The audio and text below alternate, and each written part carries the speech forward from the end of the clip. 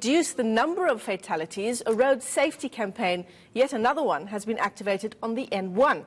Transport Minister Blade Nzimande is there, and so is my colleague Leranzu Temba, who joins us now live from Pretoria. Leranzu, it is the same story that we hear every Easter, that there is a new activation, and the hope is, as always, to curb road deaths. But of course, it all begins with motorists. Absolutely, and this is exactly what the minister was pointing out to a few motorists that he was interacting with here, just telling them that also the responsibility lies with them to make sure that they are able to warn a taxi driver who's speeding or to warn a family member who's driving recklessly.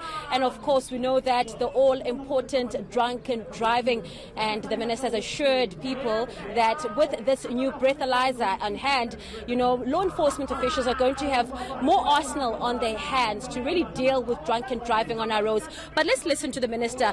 Minister, thank you so much for joining us this morning. You have been here talking and interacting with motorists as well as passengers.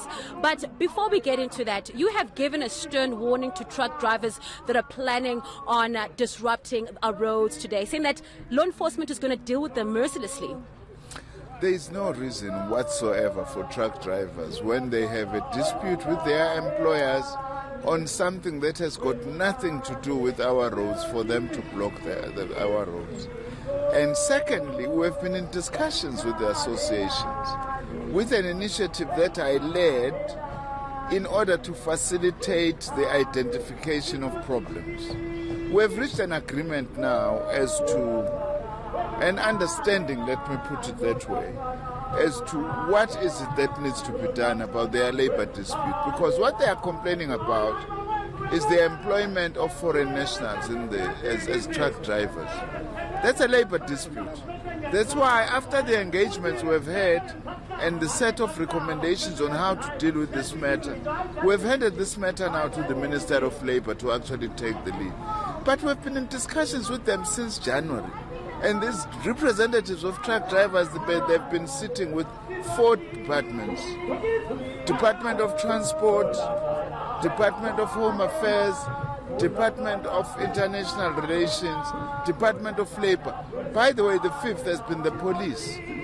And we've been discussing and engaging with them. They have no reason to be doing this. So if they are doing this, it looks like now they are exploiting this labor dispute for ulterior motives, which is economic sabotage, and also to actually inconvenience millions of South Africans who are moving from point A to point B during the Easter weekend.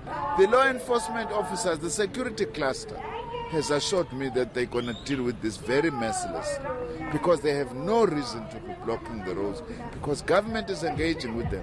They must be arrested, those who do that, and they must spend the Easter weekend in jail.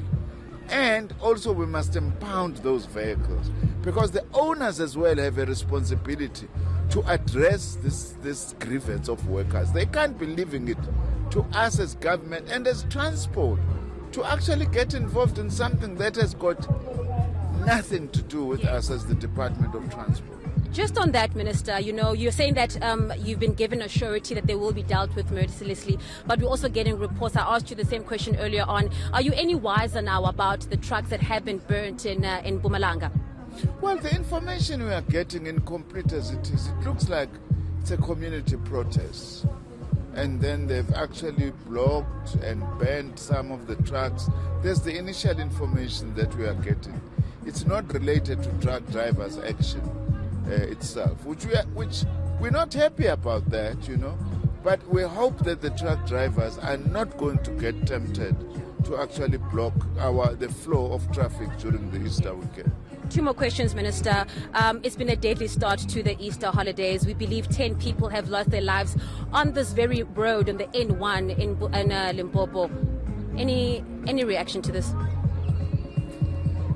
We're very saddened by this, and we wish to express our condolences to the families of those who have lost their loved ones, and hoping those that are injured, do recover fairly speedily.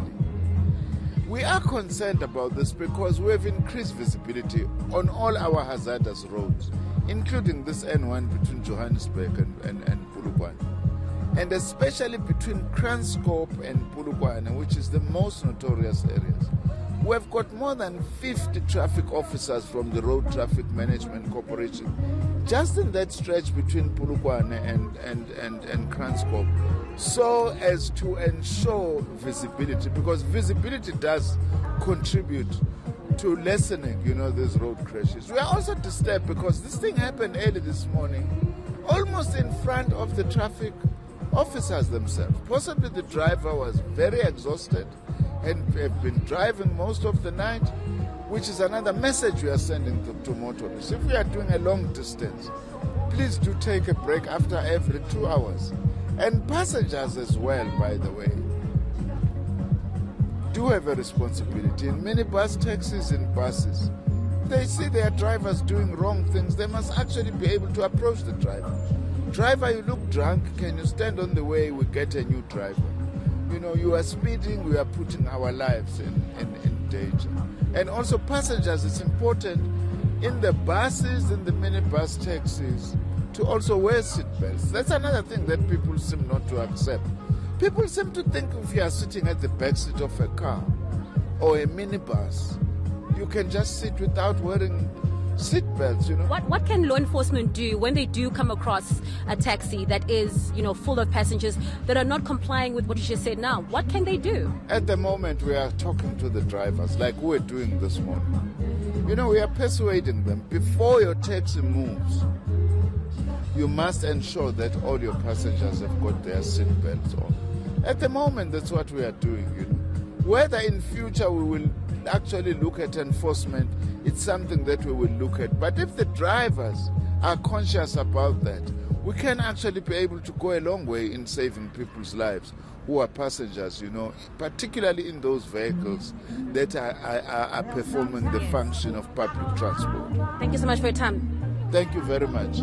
There you have it, Michelle. That's the Minister of Transport, Blade Nzimande, telling us that, not only will the truck drivers be dealt with mercilessly if they try and disturb the traffic flow this Easter, but also the fact that, law enforcement are going to be out in full force to make sure that people and motorists adhere to the rules of the road. Before I go, I have to mention that the Minister also weighed in on this debate that's been doing the rounds on social media with regards to the hot cross buns, saying that there's no such thing. Nobody will get away with saying that they've eaten hot cross buns, and that is the reason why the breathalyzer is reading at a high. So right now, he's encouraging motorists as well as passengers to really drive dry, stick to the speed limits, and really just arrive alive. Yeah, absolutely. Quite a serious issue that you're dealing with there, Leranzu, and it's all to some lovely jams there in the background as we see some holiday makers already filling in their numbers at the filling station there behind you. Thanks very much for that update. My colleague, Leranzu Temba.